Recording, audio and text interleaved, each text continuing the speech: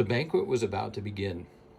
We heard the chanting reach its climax as we flitted across the village. Since there was not a single villager, young or old, who hadn't jumped at the chance of some tasty buffalo meat stewed with cloves and chopped peppers, the place was deserted, exactly as foreseen by my friend Luo, who had revealed a gift for strategy as well as for narrative. Suddenly my dream came back to me. "Shall I keep a lookout?" I asked him. "Nah," he said. "We're not in your dream." Luo took the rusty nail, now transformed into a master key, and moistened it between his lips.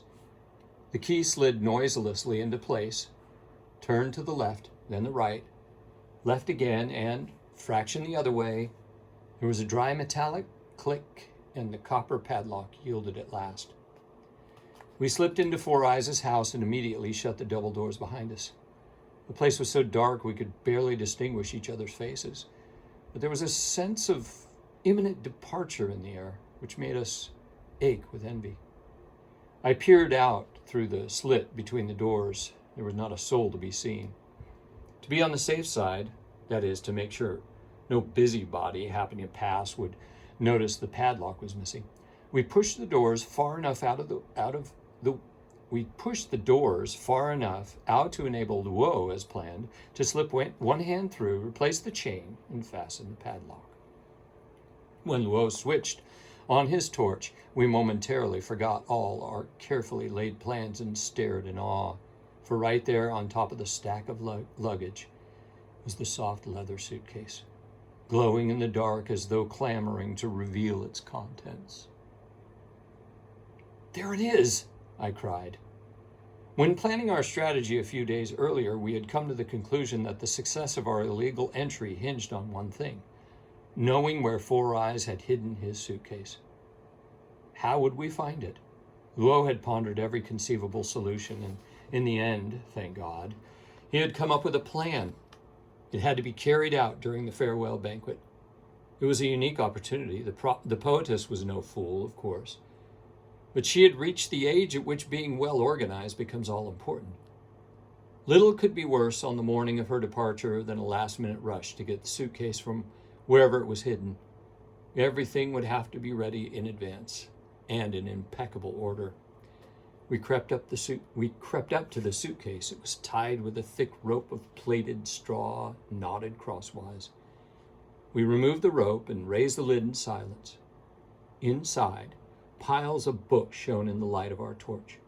A company of great Western writers welcomed us with open arms. On top was our old friend Balzac, with 5 or 6 novels. Then came Victor Hugo, Stendhal, Dumas, Flaubert, Baudelaire, Roman Roland, Rossier, Tolstoy, Gogol, Dostoevsky, and some English writers too: Dickens, Kipling, Emily Bronte.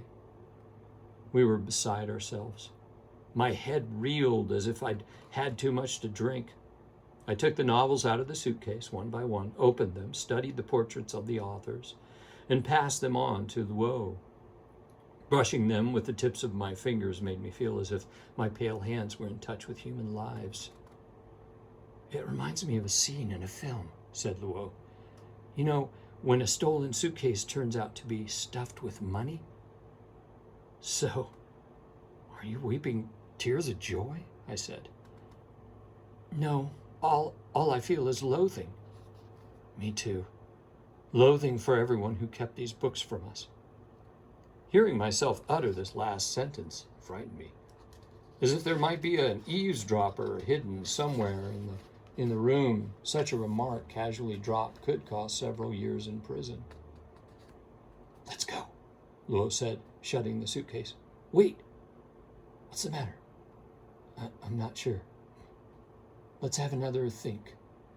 Four Eyes is bound to suspect us when he finds his suitcase gone. He denounces us, we'll be finished. Our parents aren't like the others, remember? I told you before, his mother would never allow it. The whole world would find out that her son had been harboring forbidden books, and that would ruin his chances of leaving the phoenix in the sky. After a few moments' silence, I reopened the suitcase. What if we just take a few? He won't notice. But I want to read all of them, Luo said resolutely. He shut the suitcase again and, resting one hand on the lid like a Christian taking a solemn oath, he declared, "With these books, I shall transform the little seamstress. She'll never be a simple mountain girl again." We moved stealthily toward the adjoining room. I went first with the torch and Luo followed behind, carrying the suitcase. It seemed to be very heavy, for as we made our way, I could hear it bang against Luo's legs and bump into Four Eyes' bed and his mother's makeshift bunk made of wooden planks, which, although small, made the space seem even more cramped. We were startled to find the window, through which we had planned to make our getaway, secured with a nail. In our excitement at seeing the suitcase, we had forgotten to check it when we arrived. We tried pushing, but all we heard was a faint creak, almost a sigh. It wouldn't budge. The situation didn't strike us as disastrous. We returned quietly to the main room, intending to carry out the same maneuver as before, widening the slit in the double door just enough to allow a hand to slip through and turn the master key in the copper padlock. Suddenly, Luo whispered, "Shh." Terrified, I immediately switched the torch off. The soft padding of feet outside held us transfixed. It took us a precious minute to realize that the footsteps were indeed coming in our direction. At that moment, we heard the muffled voices of a man and a woman, but couldn't make out whether or not they belonged to Four Eyes and his mother. Preparing for the worst, we crept toward the kitchen. In passing the pile of luggage, I switched the torch on for a second while Luo replaced the suitcase. It was exactly as we feared.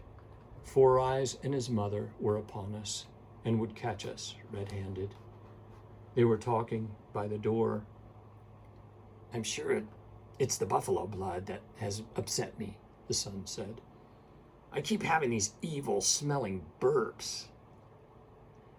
"Just as well I brought some medicine for indigestion," reported his mother. Panic-stricken, we were at a loss for somewhere to hide in the kitchen. It was pitch dark. I collided with Luo just as he was raising the lid of the container for storing rice. He was at his wit's end. "Too small," he whispered. The chain rattled, and we just had time to bolt into the side room and crawl under the beds before the door flew open. They stepped into the house and lit the oil lamp. Things were not looking good. Instead of hiding under Four Eyes' bed, which would have made sense as I was taller and heftier than Luo, I was stuck under his mother's bed in a very tight space, which, judging by the unmistakable odor, I was sharing with a soil bucket. Flies swarmed around my head. Making as little noise as possible, I tried to lie down flat, but bumped against the nauseating bucket, almost spilling the contents. I heard a little splash, which only made the horrible stench worse. I jerked my head in a reflex action, thereby inadvertently making a sound loud enough to be noticed, and so give us away. "Did you hear something, Ma?" we heard Four Eyes ask. "No." A complete hush descended, which seemed to last forever. I pictured the two of them frozen in dramatic poses while they strained their ears to catch the slightest noise. "All I hear is your stomach rumbling," the poetess declared. "It's the buffalo blood. I feel really bad. I don't know if I could make it back to the feast." "I'm not having any of that. We must go back," the mother insisted in an authoritarian voice. "There, I've found the tablets. You'd better make 2. That'll take care of your stomachache." I could hear Four Eyes heading dutifully to the kitchen, no doubt to get some water. The light of the oil lamp receded with him.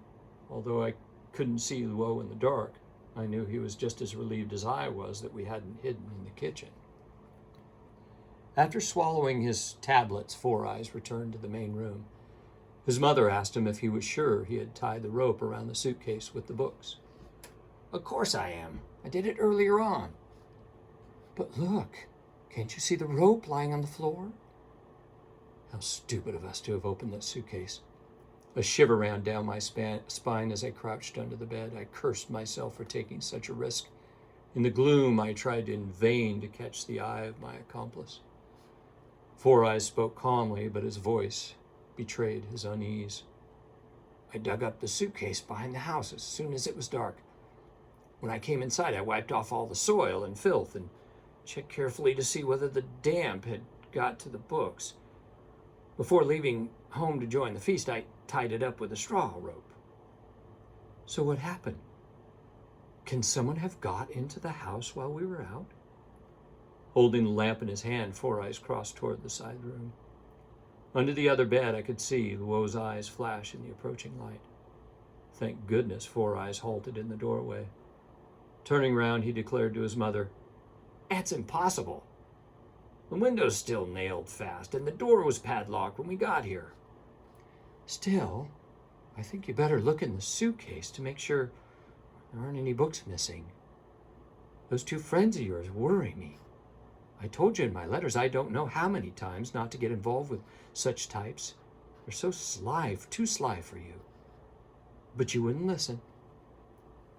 I heard the lid being raised and Four Eyes replying to his mother's complaint. "I stayed friends with them because I thought you and Pa had problems with your teeth. And that one day Luo's father might be of assistance." "Really?" "Yes, Ma." "You are a darling, my son." The mother's voice waxed sentimental. "Even in such difficult circumstances, you still think of your parents' welfare." "Ma, I've checked. There's not a single book missing." "Just as well. Must have been a false alarm. Come on, let's go." "Wait, pass me the buffalo tail, will you? I want to put it in the suitcase." A few minutes later, while he was making a knot in the rope, I heard Four Eyes exclaim, "Shit!"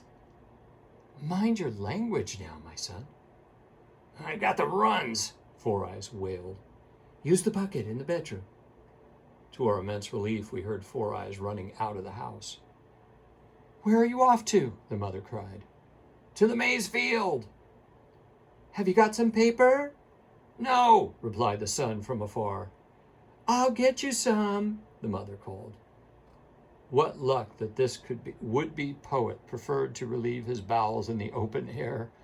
I can just see the horrific stomach-churning scene that would have been inflicted on us had he chosen to pull the bucket out from under the bed and expel the buffalo blood in a horrible stream, or rather torrent, under our very noses.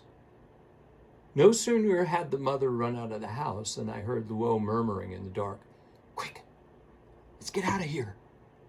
Luo swept the suitcase off the pile of luggage as he made for the door.